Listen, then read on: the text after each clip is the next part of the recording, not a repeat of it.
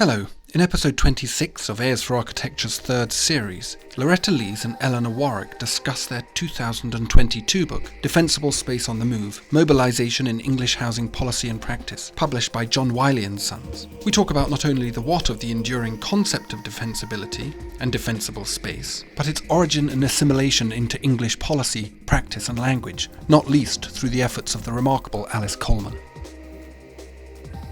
A is for Architecture, a podcast about architecture, buildings, urban culture and space.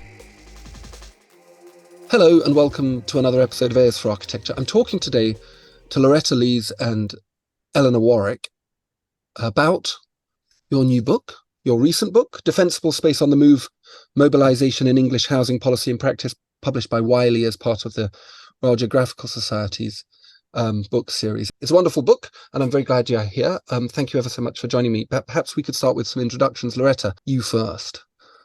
Okay, hello. So I am Loretta Lees. I'm currently Director of the Initiative on Cities at Boston University in the US. Before that, I worked for 9 years at the University of Leicester in the Geography Department and about, I think, 16 years at King's College London in the Geography Department. For the 2 years before I came to Boston from 2020 to 2022, I was chair of the London Housing Panel, working with Sadiq Khan and Trust for London. I guess my background is as a trained geographer. I'm specifically an urban geographer, but I guess I would kind of categorize myself as an urbanist. My main kind of areas of research over the years, probably that I'm best known for, are probably around gentrification, although I've also done a lot of work on architecture, urban public space, urban policy, and urban social theory as well. So I've kind of moved around the world in this role. So I got a PhD from the University of Edinburgh in Scotland. Then I went to New Zealand for a year where I worked as a lecturer in geography. Then I moved to the University of British Columbia in Vancouver in Canada, where I did a Leverhulme funded postdoc for 2.5 years, looking at the kind of downtown redevelopment of Vancouver. And also looking at some of its new architecture, for example, its new public library, which was built by Moshe Safdie. And after that, I took up my first proper academic job, I guess, in 1997, I think it was, at King's College London. And here I am now. And now you're in Boston. Yes. That's amazing. Amazing. What a wonderful kind of career trajectory. How are you finding Boston? I mean, it's been fascinating on two different accounts. One, universities here are so different. They're so unaudited, you're not watched over here, so you literally can do whatever you want, which makes things incredibly creative and kind of liberating. But on the other hand, you're kind of coming from the British context, you're kind of desiring a little bit of kind of auditing and management and structure to things. And the city itself is fascinating. It's a really weird kind of mixture of very global, but also quite provincial. So I'm kind of trying to get my head around that conceptually and just in terms of the way things work.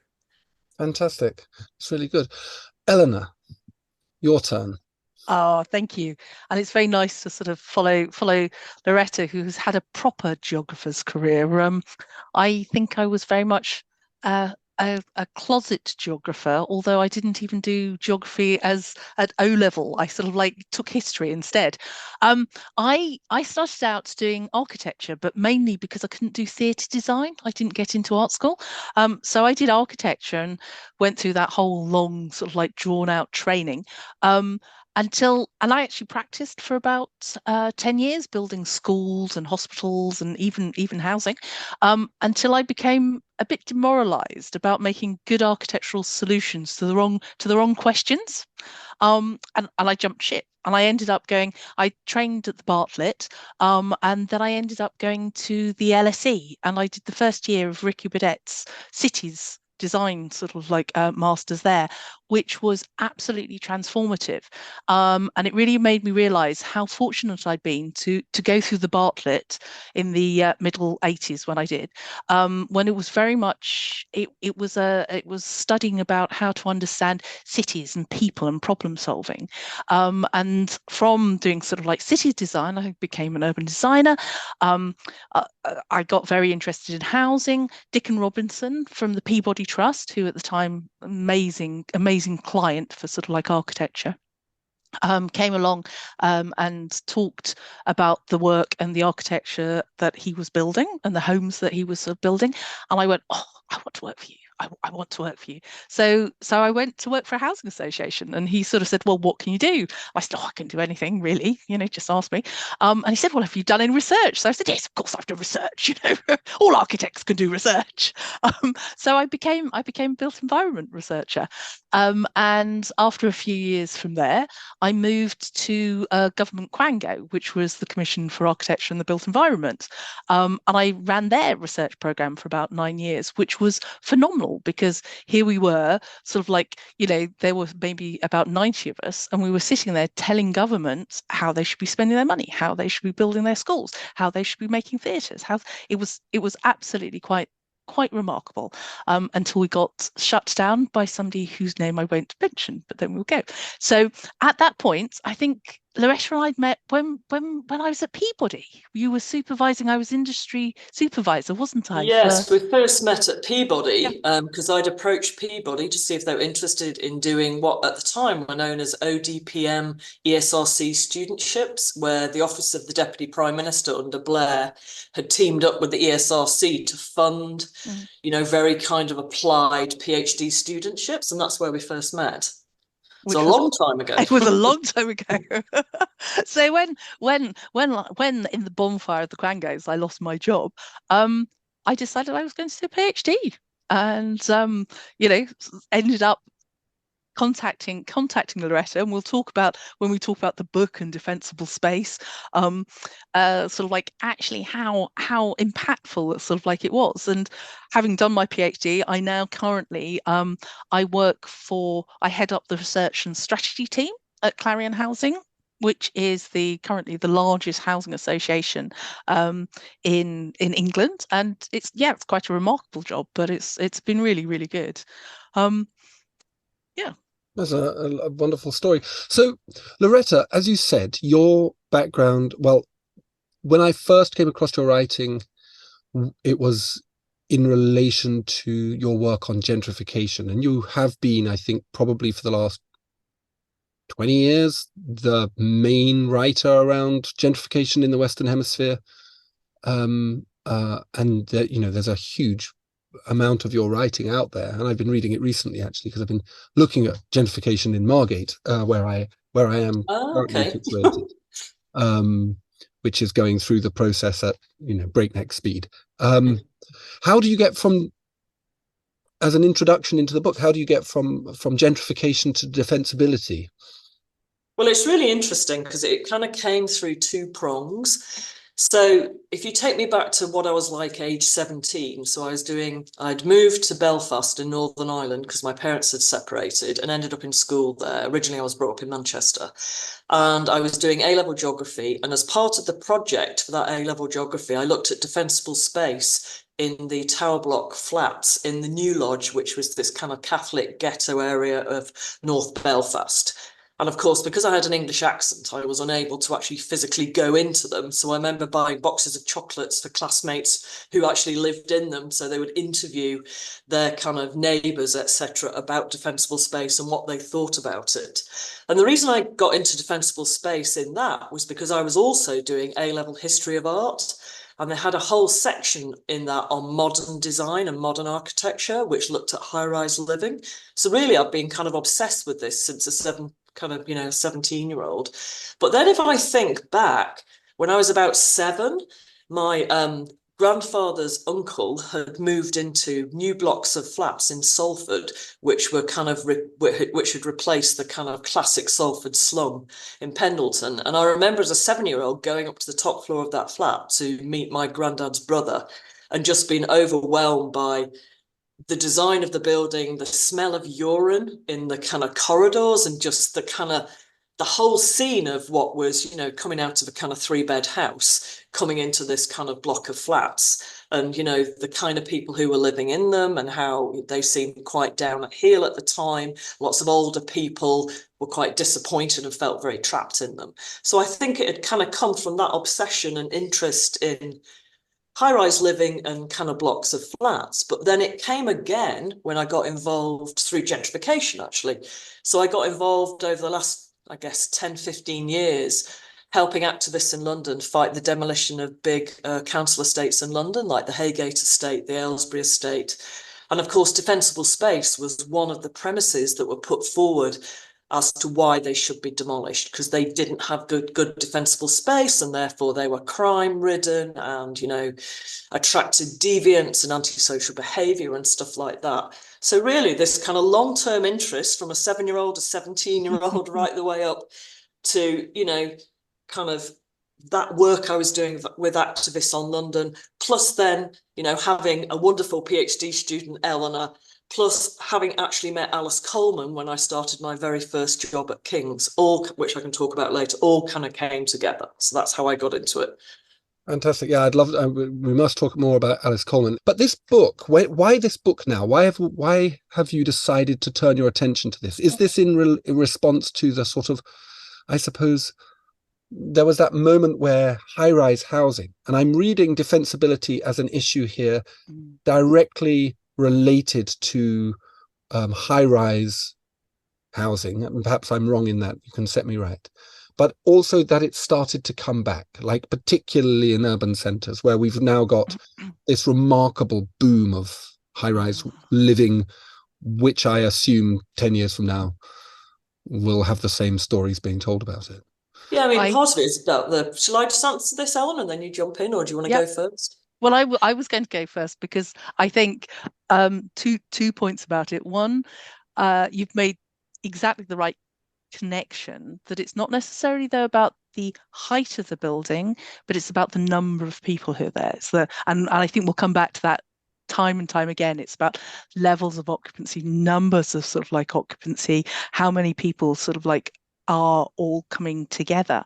But I was going to jump in as well with this, because actually defensible space as well as a concept has followed me throughout my career, and I think it's one of the things which has had this whole sort of like length of time behind it. And I've felt quite often I've had a sense of deja vu about it. So when I started out as a architecture student at the Bartlett in the 1980s, Bill Hillier, you know, space syntax Bill Hillier, I remember sitting in his lectures, and you know, he was a fearsome critic of Alice Coleman and a fearsome critic of Utopia on Tile. It was exactly that time when she just published her first sort of like book, and I remember sitting there in a lecture and looking at all these sort of like slides of estates and things that they were sort of like changing, and that was about, I think, one of the first times that it really occurred to me that, you know, architectural designs, however well intentioned, could do huge amounts of harm, that we had this enormous responsibility. And then again, when I was at CABE, we were doing a project for the Home Office, and we were looking at crime levels in award-winning high-density housing schemes. So again, it was that high-density, sort of like lots of people living together. And we were looking at things like the parking areas and the courts and the corridors and the stairwells and those odd corners of wasted space. And that's where all the problems were found.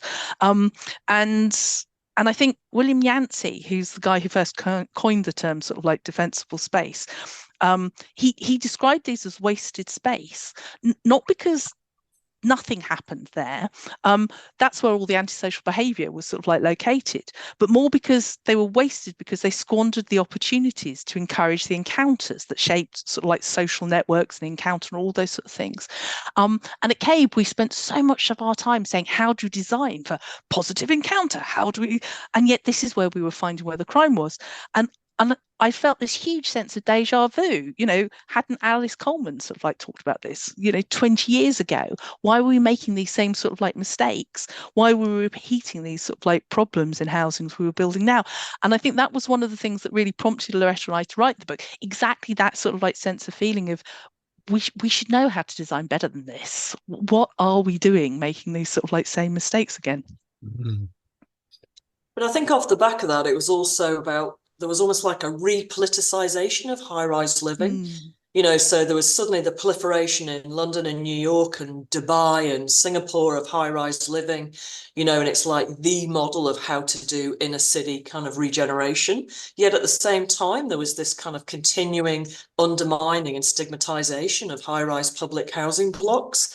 And then, of course, the kind of new urban renewal that began to be practiced under Tony Blair's government was a copy of what had been going on in the United States under the Hope 6 program, where the Federal Housing and Urban Development Authority began to demolish big blocks of public housing projects and redevelop them as mixed income new build housing, which usually led to gentrification and usually led to wholesale displacement.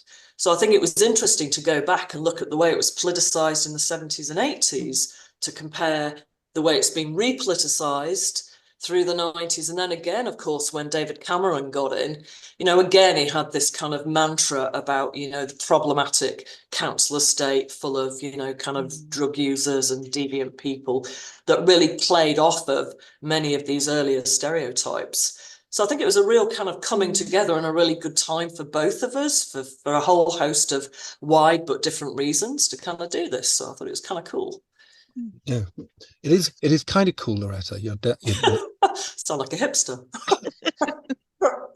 When I started reading your book, I realized in the tutorials I had been giving the week before in the master's program that I coordinate at Kent, that I had been talking about defensible space, but I hadn't realized, I suppose, that that's what I was talking about. It's become so embedded within it. But perhaps it might be useful to kind of define the terms. I mean, the origin story that you track in the book is very interesting from Oscar Newman and through across the pond to Britain. But perhaps if we could start by defining what we mean, what is meant by defensible space, and perhaps from the perspective of a geographer and an architect, because I'm really interested. I didn't realize, for example, that defensibility or defensible space was a concept that was common parlance in the wider geography world. I thought it was just something that people talked about in architecture. It was another one of these kind of bits of language that we use that no one else uses and no one else understands. So what does it mean from both sides of this? Or is it the same thing? Do you want to do the architecture definition, Elanor, and then I'll try geography? Yeah, I think so. So defensible space is really that way that we can shape and make spaces, particularly around homes, to sort of really affect residents' feelings of ownership and territoriality. And we can do that by increasing the permeability of the space, or sort of like the surveillance, or even more clearly delineating that transition between public and private spaces. And I've realized that I've automatically fallen into that architect speak of, delineation of sort of like spaces between private and public. But I think territoriality, and I think territoriality is something which, geographers and historians, everybody sort of like talks about. But there were lots of other things which Newman really picked up, and Newman was an architect, which are all things about like the image of a place, how the materiality, how it looks, how it feels, whether an estate is seen as different and unique or different and isolated is really important. So that appearance of place really impacts on defensible space. There's all the stuff that goes on around it. Maybe that's quite sort of like geographer, but there's also something about the way that space flows and moves, and actually the reading of the symbolism of spaces. Is this my space? Is this your space? Who should be there? So I think a lot of those are really, they're very architectural ideas. What I really like about Oscar Newman was that he was able to be very clear about that definition, about how you moved from public space through semi-public space to semi-private space to sort of private space, and defined all the different spaces from sort of like, front yards to walking up sort of like staircases to sort of like lift lobbies to inside lobbies, all those spaces that we need to sort of design. And Alice Coleman added some ideas to that, like confused space, that space wasn't clear, that it was a bit sort of like ambiguous and stuff. So I think a lot of the architectural ideas around defensible space come from this idea that we can design these spaces which contain activities. Whereas I think maybe geographer, they are interested in the activities and see how they impact on the spaces that they surround.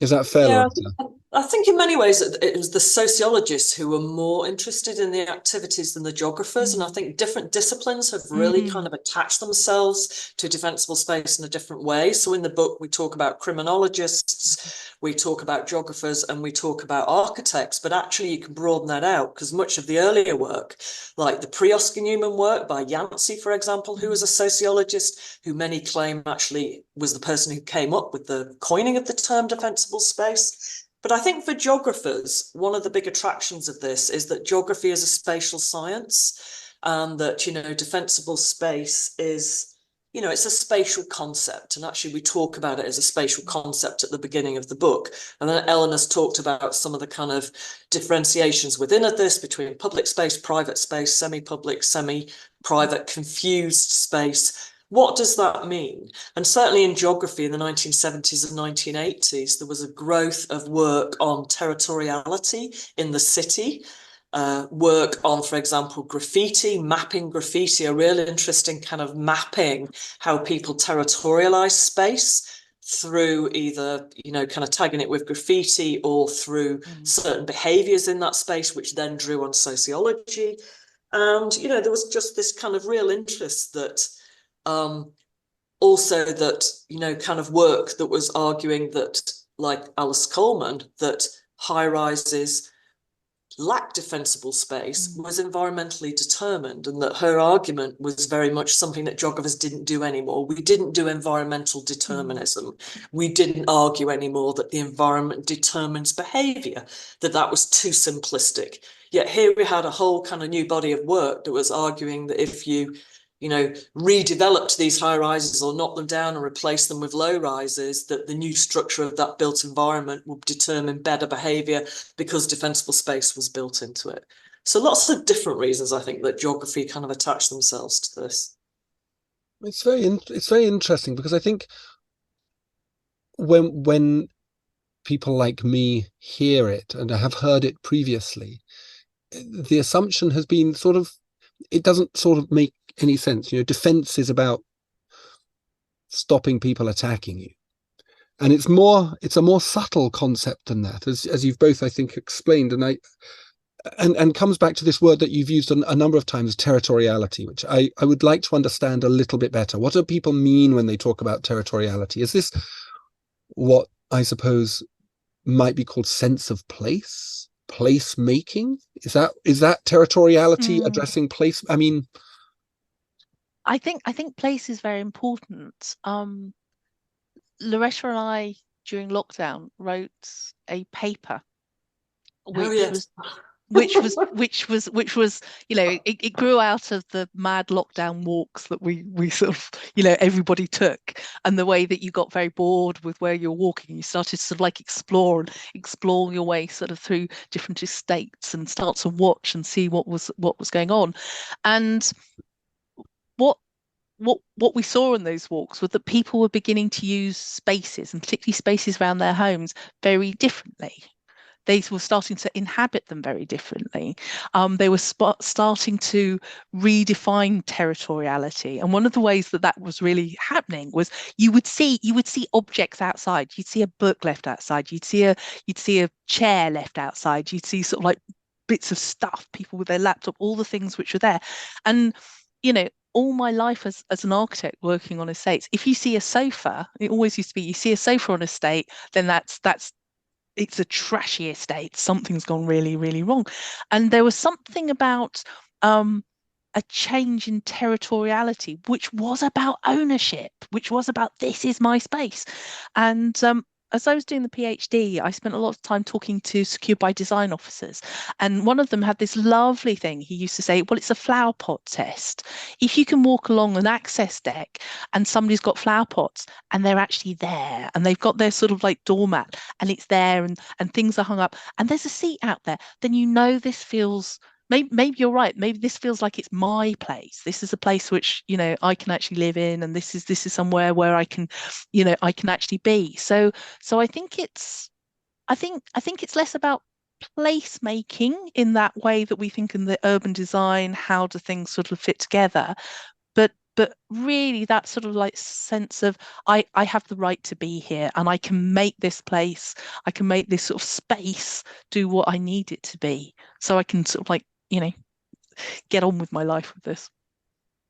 I mean, I think some of it is maybe about sense of community as well. So, I mean, one of the main things they talked about in moving people from, terraced housing, working class terraced housing, which was slum cleared, into these high rise blocks, was the breakdown of community. And they kind of hark back to, the kind of front door, the doorstep that people were kind of, scrubbing with their limestone, whatever it was they used to scrub their doorstep with. But it gave them a sense of ownership of their home, and that the street in front of it was a very public space where children were playing outside, but they were able to kind of control that territory in front of them, that public space, by sitting there talking to their neighbours, keeping an eye on their children, maybe their neighbours doing that. And it kind of harkens back to the whole James Jacobs work on Eyes on the Street, where these kind of communities came together to protect each other. So if you can talk about it as territoriality in that way, and part of the argument was this was all broken down when that kind of built environment was destroyed in the construction of Streets in the Sky, which were seen to be completely different built environments. You've mentioned Jacobs and you mentioned Yancey as well. I mean, what is the chronology of this idea? I mean, is this a specifically 20th century or late 22nd half of the 20th century idea, or are there stirrings of this anxiety around a lack of defensibility, a lack of territorial ownership in earlier analysis of the city and specifically of mass housing for particularly underprivileged and less economically advantaged people? I can probably jump in there because I've actually dragged out the one best Jane Jacobs quote which really covers it, and she did very much pick up on within this idea of active street life and social interactions. And she actually noted that there were more crimes in the sort of accessible but deserted public spaces around housing estates. She really sort of like picked that up rather than conventionally crowded streets. So she'd really noticed, and as Loretta was saying, sort of, Jacobs was probably the first to really clearly articulate that different taxonomy of spaces. So, and the really famous quote, she talks about these three different types of space, and she goes, first, there must be a clear demarcation between what is public space and what is private space. I've been really clear about this. Public and private spaces cannot ooze into each other as they do in typically suburban settings or in projects. Second, there must be eyes on the street, eyes belonging to those we might call the natural proprietors of the street. The buildings on a street equipped to handle strangers and to ensure the safety of both residents and strangers must be orientated on the street. So again, that's like, residents, the people you're familiar with, but equally other people who might be finding their way through it. And then she says, and third, the sidewalk must have users in fairly continuous, both to add to the number of effective eyes on the street and to induce people in buildings along the street to watch the sidewalks in sufficient numbers. So you can see all of the things she's talking about, definitions, clarity, having enough people there to sort of like actually watch, to entice you to look out, to give that natural surveillance, to feel engaged with the place. And I think a lot of the things about defensible space are, it's not about shutting yourself away, it's about engaging with others, engaging with the activity, and feeling that you have a right to say, I don't want, the antisocial behavior to be happening in a space that I think is mine. I mean, going back, Ambrose, to your comment about the genealogy of the term, I think is really interesting. So in the book, we're very clear that it's not fixed, that, for example, and it's a bit like with the term gentrification, gentrification existed before the term was coined. In a way, defensible space existed before the concept, term, whatever you want to call it, was coined. If you go back to like looking at the kind of rookeries in the 1800s, there's kind of reference to similar kind of stuff in relation to that.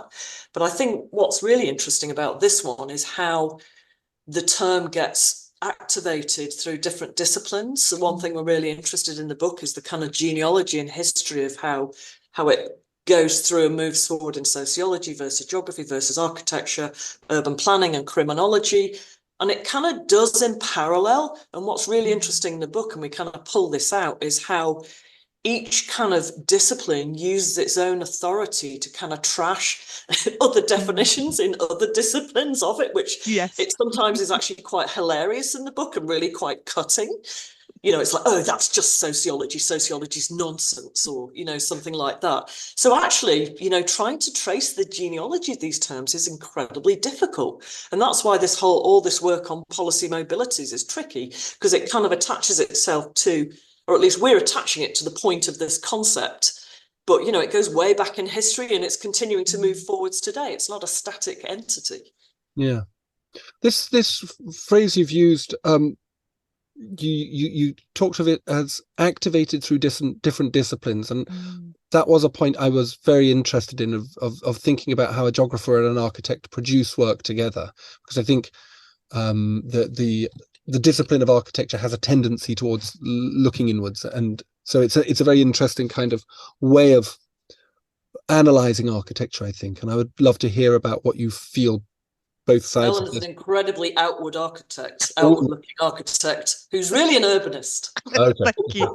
But I like this phrase you use, activated through different disciplines, and you've used the phrase policy mobilities, and obviously that the subtitle of the book, Defensible Space on the Move, mobilization in English housing policy and practice.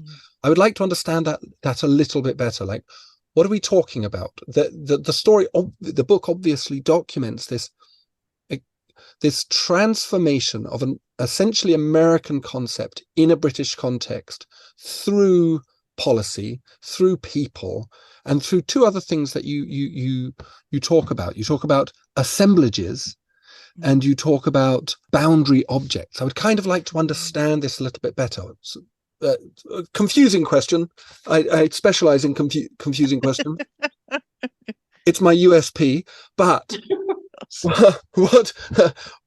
what are we talking about in terms of this subtitle, this mobilization? Do you want to take it from an architect's perspective, Elanor? I will. So I love.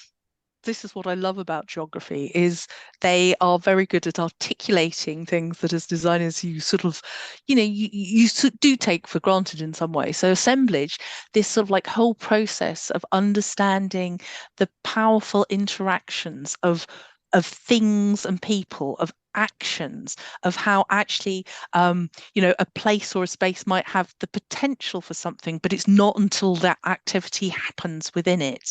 And so I think that sense of assemblage being the physical and the something else which is needed, and that something else might be a policy, that might be an idea, that might be a desire to sort of reduce the crime in an area, that could be a concept, but it sort of needs to work together with the stuff and the thingness that is sort of like there, and so that actually was really very, very sort of like powerful. And I guess the reason we were interested in that sense of policy, and this is why I did my PhD as a geographer rather than as an architect, was because I don't think we get to talk enough about the different mechanisms that we have under our control to change things, to make decisions about how places either should come about or they should sort of like actually function. And I don't think we think hard enough about the way we do see the world differently, even though the housing estates that we're talking about are the territories where all sorts of different things get played out. So when I started to do the PhD, I thought I was going to do a PhD which would be a very classic CABE, Commission for Architecture and the Built Environment piece of research. It would have some guidelines and design processes and bits of stuff there, and actually it became much more about how academics and how practitioners, how sort of planners and housing managers and designers and people who actually do things think differently from, say, policymakers about an idea. And that actually what we have to do is we have to find ways of having assemblages which allow all these different disciplines to do their bit. Because if we neglect it, then we either get very abstract theories, or we get policies which sort of like fall apart when you try and sort of like apply them in a new place, in a duplicated place, or else we get practitioners, the sort of people I work with on a day-to-day sort of like level, who are trying to do things, and they're just sort of seeing the world in a slightly different way. Yeah, that's a really interesting idea. And you talk about assemblages as fragile. You call them fragile ideas because they are, I guess, relational, and relationships are mobile and fluid and hybrid and very, well, they're fragile. And yet defensibility has remained such a robust idea within that. Is that because that at the heart of an effective assemblage, essentially, there is an assembly of there is a core concept that is very easily grasped? Yes.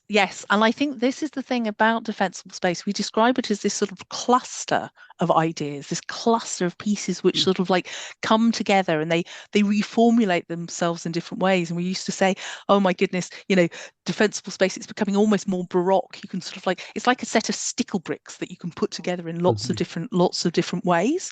But you look at it and you go, here's a chunk of stuff which is put together. And I think there's something about defensible space that is so immediately graspable. From the residents I talk to you talk to your granny about it, to just academics, there is something, you've really hit on it, that there is something at its core which you recognize and people actually respond to sort of really strongly. I think the struggle, I think this is why the book feels really useful, is because we don't really quite understand how it works. I don't think that completely matters. I think I think it's more that we have lots of different explanations about how it might work. And I think what's really important is we have to explain that clearly enough that the people who actually have to deal with it, the architects and designers and planners, are able to say, okay, this is what we're going to try and do. This is what we're going to try and do here in this place now. And interestingly, that's good enough. If two different people had written the book, how it came together would have been different. The assemblage of the book itself probably would have told quite a different story of defensible space. So I don't think there's ever a kind of definitive answer to what these assemblages may ever be. But I think one thing that's really important about the book is that we adopt an assemblage approach. And what that does is it makes the book very, very empirical. And we even say in the introduction that we are unapologetically empirical in this book. And this is in a world in urban studies and urban geography where theory is king. And unless you're theorizing, doing empirics and doing detailed, rich empirical work, archival work, just doesn't have the same purchase. But actually we demonstrate in this book how it does, and how it's really important. If you want to pull apart these different inputs to these assemblages in a particular place at a moment in time, you can only do that by doing a deep dive empirically. And that's what we try to do, but recognizing that even what we've managed to pull together in this book is not exhaustive. There will be lots of other stuff that's gone on, and indeed we touched on that. I thought, right, we can't go there, that's too much, the book will be too long, it would take us another 10 years. So I guess one of the problems with assemblage kind of approaches and theories is, like, when do you stop, and kind of, when do you define your parameters for the book, for example? It is a very interesting idea. And I mean, you talk about the fertile ground that it's come into, and I think you've talked about, you've touched on that already, this idea of the problem of the housing estate itself, the modernist housing estate specifically. In fact, and I think this is really interesting, the fact that defensibility seems to speak more to the virtues of the demolished inner city slums in places like Glasgow, Liverpool, Manchester, and the East End of London. And so for me, it's interesting, and I think this leads on to Alice Coleman and perhaps Bill Hillier's antipathy towards her as a character, is that it seems to smack to a certain degree of a conservative perspective, in that it seems to be a little bit about the past and trying to rebuild social capital and social networks that were possible through Yeah, those I mean, things. it's kind of one of the reasons that Create Streets has really kind of become slightly obsessed with Alice Coleman and the return to that kind of traditional view of British housing, Mm, and it's a very kind of conservative, traditional, classic notion of what we should be living in as a British population. mm, And, it's debatable. And, really the story in the book is very much about here we had this geographer, Alice Coleman, who was very conservative in her views, very kind of, connected ultimately to the Conservative Party, particularly to Margaret Thatcher, at a time in the 80s and 90s when British geography was Marxist geography dominated, very, very left wing, not even liberal, very left wing. So she was doing something very radical and different at that time that just did not fit. So politics played in this, the kind of conservative and non-conservative in very complex ways, I think, through this story. mm. Elanor. And she was, I mean, it was one of the things about Alice which was contradictory. We described her as a Marmite personality. People either really got her, or we described her also as grit in the oyster. She was somebody that people sort of like pushed against. There was this whole conference called Rehumanizing Housing, which was, a such a collection of every sort of like really left-thinking, fabulous sort of like community architect who was sort of like coming together. It was a whole day, which was basically pulling apart Alice Coleman and the deterministic, the very, very much sort of like conservative view. And one of the people at the sort of like conference said, actually, in some ways, we were really grateful for Alice because, we had this huge concern about, the rise of the new right.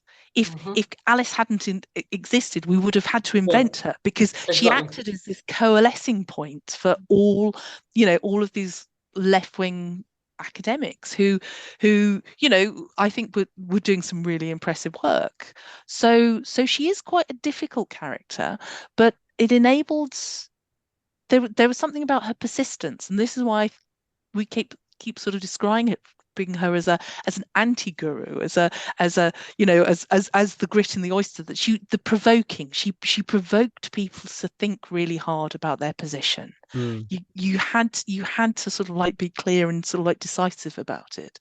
And I think there are some people who their role is to sort of get other people to be really, really clear about what their position is.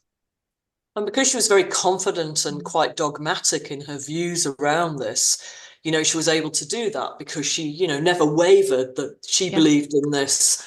My data tells this story. I have proof here. So she was obsessed with evidence and proof. And, anybody who does social science, having proof and having evidence is 99% of the way there in terms of feeding through to public policy. But here we have a really weird story of actually quite unproven and contradictory social science that feeds through to public policy. Because she had the confidence. She had the confidence to go to talk to, the head of the Met and say, you need to be training up sort of like police officers so they can understand the design of housing estates, so they know where there's going to be crime. That's what led to sort of like, secure by design and all of the process there. But Alice was the sort of person who'd say, come in, I'll show you some sort of like diagrams. Come in, this is what you need to be doing. There was something quite headmistressy about her, I think. Yeah, and she pushed against closed doors. Yeah. She pushed against the doors at Downing Street until she finally got in, and she was not going to give up. So fair play to the woman, It takes tremendous confidence and stamina to do that, and particularly as a female, geography professor at that stage. I mean, Jane Jacobs likewise took a bit of a beating as well for her temerity of standing up in the face of ideological modernism, in the application of ideological modernism to city landscapes. And I want to come on to that just in a second, this idea of what you call middle ground theory, because I think it's really fascinating. Fascinating idea. But there was a lot of people at that time from the mid 60s onwards. I'm thinking there was a woman up in Govan in Glasgow called Annie Gibbons, who was just a resident in a tenement block whose block was going to be demolished to make way for progress, and working with the Architects Assist under Raymond Young, who was just an undergraduate student at Strathclyde, I think, at the time. They worked out how to fix her loo. There's a book called Annie's Loo on it. But there was Pearl Jeffcoat. She got thrown under the bus for being for questioning this thing. And I always remember, because I lived up in Glasgow before we moved down south, there was a phrase they used to say in Scotland, which was, "Yeah, canny through a geely piece, a 20-story tour," which means you can't throw a jam sandwich out of a tall building. But it is that idea, isn't it? It's again that territoriality. There's this idea of defensibility. A mother couldn't look out the window and see her kiddies. Yeah. And I think that her gender probably played Alice Coleman's gender played a significant role in her. Yeah, I mean, in the book, we're very clear. We're kind of very clear that there's lots of kind of histories written about geographers. You know, there were very few written about female geographers, mainly because there weren't many female geographers up until, I guess, the late 1980s onwards. So we talk about her story, but that her story is also a story about myself and Elanor writing the book as two women. It's also about the other female characters, like Sheena, like Anne Power, who becomes the kind of foil, and Sheena, who's kind of one of the kind of housing women who in many ways kind of introduces defensible space, possibly slightly earlier than Alice Coleman, but it's taken on board in a different way and rejected in a different way. So I think the gender dynamics are actually really complex. And I think you're right, because we got very interested in what was happening, say, in research in housing in the Department of the Environment. And at the time, there was Judith Lockwood, who was an amazing researcher, and Sheena Wilson, who Loretta mentioned. Very early on, she'd gone out and met Oscar Newman in the States and had come back and said, "Oh my goodness, I think this is going to be a really useful idea," and had moved from the Home Office, where she was working on crime, to the Department of Environment, because she thought this is where it would be able to make a difference. And it got dismissed as, oh, this is all about child density and a bit of vandalism. And it's just because children just sort of play and they can't tell whether, and if you read the AJ and sort of like all the way that it's her work's described, and she's, Sheena Wilson was a really solid researcher, really solid. And the AJ has pictures of kids jumping in, knocking flowers over, as if it's a little bit of group. And there was something, and I think this is one of the things that Alice Coleman, bringing this idea from the States, was that there was this sort of perception that, in America there's huge problems, they have enormous problems with their projects, and it's just terrible, it's absolutely, but we just have a little bit of vandalism. It's children, and there was not shooting or kind of murder on the streets. Exactly. It was really sort of like playing down the impact that was happening to people's lives. And that's why I think, it was really nice to hear you mention, a woman resident who was the prompt for a lot of activity. We talk a lot about the Mozart. Exactly, the Mozart estate, and Muriel Agnew there was exactly the same character. She was somebody who'd moved to the sort of like estate when it was all new and shiny, and then sort of like 10 years later, when everything started to sort of fall apart, she was the one who was knocking on doors and saying, "We have to do something about this. We have to sort of like change it." And I think there's something about having to recognize how it's probably as much about it is about gender, but it's about power. It's about who has the right to sort of really engage and sort of say, this is how we want things to be. Things have to improve. Yeah. And I think what's also interesting is kind of Oscar Newman, I think, was quite conscious of this gender dimension playing on around him, because I remember he kind of quoted something about getting out under the skirts of Jane Jacobs. He wanted to be seen as his own person, separate from Jane Jacobs and doing different things. So, that, you know, Jane Jacobs herself, but then subsequent women who came to meet him in New York were obviously a bit of a threat to his kind of masculine identity around defensible space in a weird way.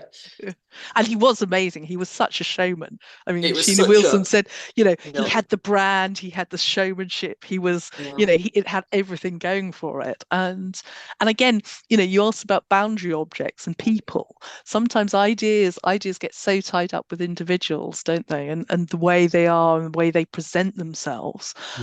It's quite hard sometimes to step back and really assess, you know, the value which is there. And academics like to own ideas or feel they own ideas because, of course, it's connected to their career trajectory, their reputation.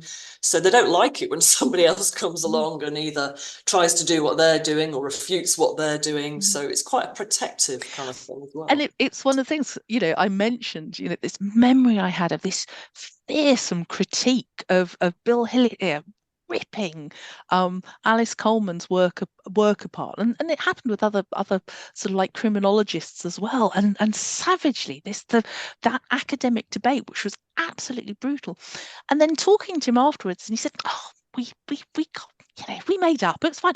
You know, Alice knew a bit about the outside, and I knew about the streets, and you know what, we sort of made it up together.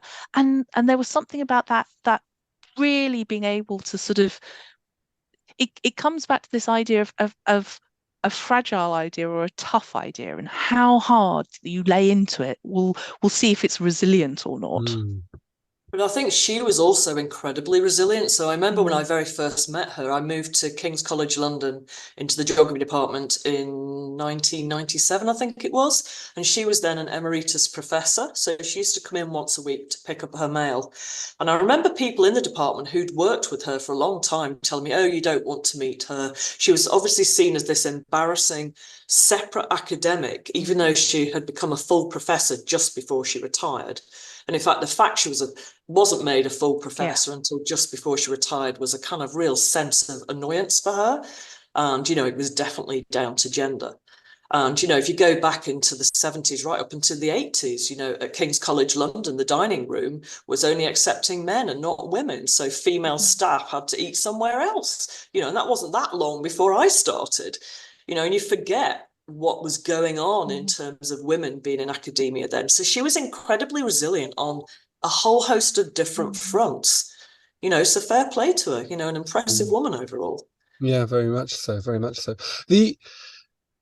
But the success of defensibility, this movement of this policy idea from the States, from Coleman and through Sheena Wilson and Alice Coleman and various others.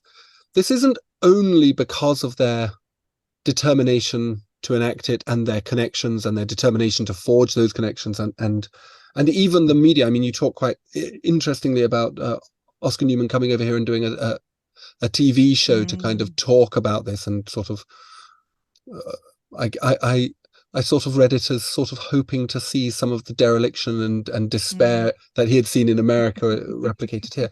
But it's also this idea that you touch on, which you call a middle defensibility as a kind of middle range theory. And I wondered, as a sort of academic interest, I was quite interested in this idea. You know, obviously modernism has a very high end, high range theory. You know, it's a totalizing vision, and then you've got the opposite end of the spectrum, which is, I guess you can explain, but middle range. What do we mean by this? You want to start, Elanor, and I'll chip? Do you want me to Yes, chip? of course. So middle range theory, and as a practitioner, as somebody who started out as an architect, it's deeply sort of like attractive, because there's this sense of how you make things work, how you sort of like fit things together, how you can have a series of sort of like half ideas and theories which sort of sit together, but you have to work out how they work in a particular context. So it's very much about making sure that something fits within a place and a context and a time, and it feels like it's something that architects and designers and planners, all sorts of people do very naturally. There's something about theory building as a middle range theory, which is about how we make sense of the world in in quite a provisional way. It's like, how is it working now in this place? How does it fit together? Which I think felt really attractive, and that's where it's easy to be quite critical of the way that, say, Alice Coleman presented Defensible Space, because she wanted it to be a perfect theory. She said, if you act in this way, this is how things would work, and that's not really quite how the world was, or how the world is, and how it sort of like acts. And I think middle range theories allow for that sort of like provisionality. They allow for that sort of like sense of trying to work out how things are at the moment and might be and might sort of like fit together. That's why it fits so well with this sense of assemblage. It's like, here are the pieces we've got, and how do they sort of fit together. I think one of the words we use in the book is malleability. Mm. So we talk about, it's almost like it's so malleable that depending on which context, which temporality it plays out in, it can be kind of molded into what's going on. But it's also middle range because it's neither proven or disproven. Yeah. It's very difficult to do either. There are people on both sides, but actually in reality, it's almost impossible to prove or disprove defensible space. And that in itself is really interesting, and that gives it a mobility and malleability that other concepts don't have, and that can be used in different places in different ways. It seems to parallel to me a lot of the discussions in postmodern theory, and obviously this does correlate with this is obviously a postmodern. If geography has postmodernity as a theoretical positioning, then this seems to be something to do with it. This idea of the everyday, of taking something that is a totalizing vision, defensible space, I don't know, high-rise housing for everybody, applying it to a context and allowing the context in a way to mediate and curate that theory, and then seeing what pops out the other end. Is that kind of what you're doing? I think assemblage theory is a little bit more complex than that. It's about how things, actors, actants, whatever, come together in a place, how they're held in place, how they work together, but also how they work differently. But most importantly, it's really about how they kind of open or close down possibilities. And I think, again, that's where this kind of middle range theory idea connects, because defensible space can either kind of close down or open up possibilities depending on which way it's angled. So I think that, an assemblage approach is quite difficult. So, it's one that's become very dominant in geography. And it's really about trying to connect everything that comes together to create a situation or a moment or a whatever. But as you can imagine, that's incredibly difficult because, moments pass very quickly. So actually, something that happened 5 minutes before could be radically different in terms of assemblage to something that happens 5 minutes later. So you have to kind of set that insanity to one side and do what we've done, and attempt to kind of bring together what we think are the most important components of this assemblage at different points in time, right through the 70s, 80s, into the 90s and up into the current day. And the other thing that we found really helpful was this sort of sense of different types of knowledge, and not just different types of knowledge from different disciplines, but thinking about the real fundamentals. So picking up on the basic things about, you have episteme, and I can never say this the right way, which is that real pure theory knowledge, which is just really sort of a right thing. Then sort of like techne, that sort of, this is the bit which is how things sort of like work, and the rules and the sort of physics sort of stuff there. And then the bit that was really appealing, which is this phronesis, which is the knowledge of how to act. What should I be doing in this circumstance, at this point, in this location?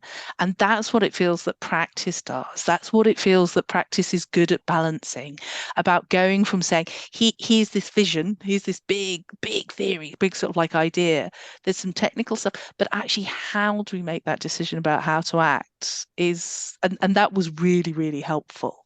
And it was really helpful to look at all of the different people, from Muriel Agnew to sort of like Anne Power to all the way through to the politicians who were deciding things, and thinking where were they sitting? Where were they sitting in that sort of like triangle? How were they seeing the world? How were they valuing that knowledge that they knew? What value did they give to the evidence? What value did they give to the research? What value did they give to how that knowledge was used? And it's interesting, if you look at the Centrefold, which is a kind of case study of the Mozart estate in London, and looking at how defensible space was put into practice in the redevelopment of that estate, even that is not proven or disproven. It's not clear whether it's been successful or not. And in fact, myself and Elanor, was it last summer? When was it, Elanor? We went walking around. Oh God, yeah. No, it was this summer. It was about Mayton. Recent summer. We're walking around, and even ourselves, we're like walking around and okay, that's they've built that bit, that's defensible space practice there, that isn't. And it was a confused melee of mixed ideas around defensible space. It wasn't quite clear whether it worked or not. It was just quite strange, to be honest. How do we take this forward in terms of where do you see defensible space as a concept? I mean, obviously, as you've pointed out, Elanor, you've used the phrase "secured by design." We have that in policy, but where does it go now? Is it here to stay within housing development policy, urban development policy? Is it on the move again? Is it being inflected by new ideas? I think it had a real moment, probably sort of like about 5 or 10 years ago, and it was, in the London plan and every sort of like policy, and everybody had lots of words where it's being very, very explicitly sort of like spoken about. And because I work in the housing association sector, I have a stack of various sort of like design codes, the different, all the employers' requirements, and actually it started to drop out. People don't. I mean, they mention defensibility, and certainly when I'm having day-to-day comments, we're doing some work looking at deck access now, and of course it'll be defensible, and everybody says, of course, and that's the thing about it. And I'm forever saying, yes, but what do you actually mean about it? Because I do think, and it isn't just the reflection from the lockdown and the paper and the thinking that Loretta and I did during sort of like lockdown. I think we are going through one of those moments of change and inflection about how people use space, that expectation for the spaces, particularly the spaces around our homes. So I think it's really important now, not in some ways, I think it's quite a good thing that defensible space doesn't have the same policy sort of like seriousness that it had in every local authority sort of like plan, because we should be thinking again, does it mean the same that it meant when even sort of like 10 to 15 years ago? Because I think we've seen so many things sort of changing during the pandemic, and I think one of the things which has been this revalorizing, sort of thinking how we use spaces, how we renegotiate that social remaking spaces becomes really clear. Yeah, I mean, it's interesting because it kind of ebbs and flows. So I think in the US context, I mean, it's quite different. So there's still this kind of obsession with kind of new urbanism here. So most of the new build developments here are still kind of built around new urbanist principles, and new urbanist principles have defensible space principles inbuilt into them in terms of, creating these kind of gated communities that have defensible space around their homes, etc., etc. And that hasn't disappeared in the kind of private redevelopment sector. Whereas I think a little bit like in the UK on the public housing front, I think the Federal Department of HUD here has begun to kind of backtrack on some of these kind of big demolitions off the back of defensible space and have a rethink about what it might think. But I think it's just beginning. I think it's really interesting how the story ebbs and flows and in different parts of the world in different ways.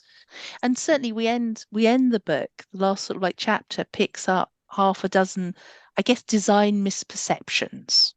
And that's because I think we're starting to see where that change is happening. And one of those is this idea of, pseudo public spaces, and how we know that isn't working, and everybody is becoming very sort of like suspicious of it, and that that attempt to avoid segregated public realm. And we may talk about buffer zones, but what actually do they mean? Transitional thresholds. This thing about actually having to renegate what you actually mean in it. I work up near where the GLA building is, and the public realm there has been altered and changed really dramatically over the past 5 years, and we're revisiting that. I think there's also something, and we mentioned at the very beginning, how much defensible space is so much about people and the numbers of people and the pressures of the reliance on, I guess, mechanical, not natural surveillance, and the more people increasing pressures on territoriality, and this idea of permeability, and how many people around is a good thing and how many people is too much. And so I think we started to sort of really question some of those design rules, some of that sort of determinism around that. And that recognition that maybe so many things like the figures of density and thresholds, they're all really, really relative. And we do have to rethink about how they're being used at the same point. In a way, I think there's kind of a dearth of research. So, for example, the idea of eyes on the street, like how many eyes on the street works and, what doesn't work. And I think one of the things that's happening with, new thoughts about walkable cities and the kind of greening of cities is rethinking public space as more walkable, more publicly accessible, but at the same time trying to make it a public space that is safe. And I suspect that there's going to be this weird kind of blending of the walkable, bikeable city push, along with rethinking and renegotiating what public space is and what it might mean, and who's on that street and who's protecting who. That's a fabulous point to finish on. Thank you so very much, Loretta. Thank you very much, Elanor. That was really wonderful to hear you talk about your book. Thank you. It's been good fun. Thank you. That was really interesting questions, really got me thinking. We remain no closer to answering the question as to whether one can effectively throw a jelly sandwich out of a 20-storey tower, but I think we shone some light on the issue. Thank you to Loretta and Elanor for taking the time to speak with me, and to Wiley for the book. See the podcast description for links to their social, professional profiles and to the book. And thanks for listening.